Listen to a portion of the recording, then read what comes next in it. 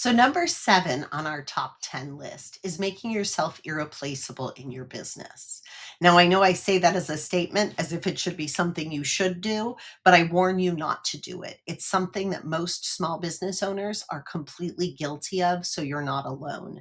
You start your business because you want to do bookkeeping or accounting services or maybe tax services or whatever it is that your passion is for your business. And you find that you believe that you are the only person who can do that in your business, and it's a mistake. It's a mistake for a few reasons. The first reason is that if you ever, and I know you're just thinking about starting a business, and now I'm going to talk about selling a business, but if you ever are looking at selling your business, and you should always have an exit strategy, right? So if you're ever looking at selling your business, it becomes a key person problem.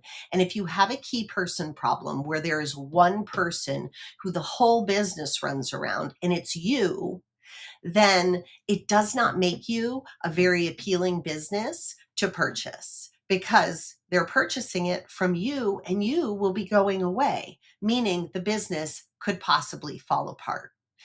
If you do something once, document it. If you feel like you're doing something repeatedly, then definitely document it. You have no idea how many things that when we first started in 2016 and I was writing down general ideas and plans for the way I thought workflow would go and responses to emails and just in that think tank state of mind that I wrote down, that I documented, that I still use today. And what a time saver it is. If you find that you're sending the same response to people multiple times, put it in a Word document and document it so that you can copy and paste it and not have to retype it out every time. You know, the 5 or 10 minutes that we spend trying to creatively think how to respond to an email is time wasted when we could simply open up a document that allowed us to have our canned response to something and then maybe make some tweaks on it. And let's be honest, there's simply just some days where we don't quite feel inspired to come up with an email response to somebody's question, especially when you've answered the question 100 times before.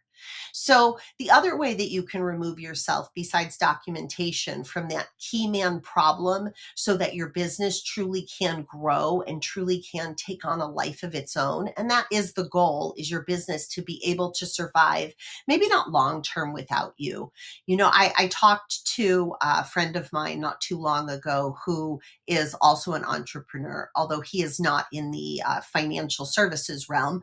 And he said, for so long, I spent my time trying to figure out and trying to strategize how I could walk away from my business for a week, then 2 weeks. And he got it nailed down really well. He was able to travel and take week-long, 2 week-long vacations, which is a fabulous place to be. And then he said, but I thought the ultimate goal was to be able to walk away from my business for months at a time. And so he spent all of this time, probably 2 years, hiring people so that every single aspect of the business was covered and that there were backup employees. And I believe at one point he said, he had a total staff of 25 people, and that's awesome. His business could support it. He felt that he needed it.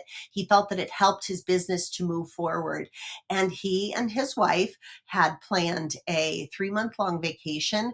And after the third week, he was going crazy. So maybe the goal isn't to be able to have your business completely run without you, but the goal certainly should be for your business to operate without you for at least a short term. So I like the test of, can your business run without you for a day? Fantastic. Can your business run without you for a week? Fantastic. How about 2 weeks? Those are the pressure tests to put on your business to determine if you have a key man problem. Now, ways to put people in place, absolutely hiring that administrative assistant or office manager is your first step. And we've talked in the previous sections on ways to ramp up to that. But the other place is to have at least one or two other bookkeepers in place so that you do have the ability to walk away. You do have the ability to, take a much needed vacation. Running a business is difficult, it's stressful, and sometimes we just need to take a deep breath. So I can't wait for you to hear the next section.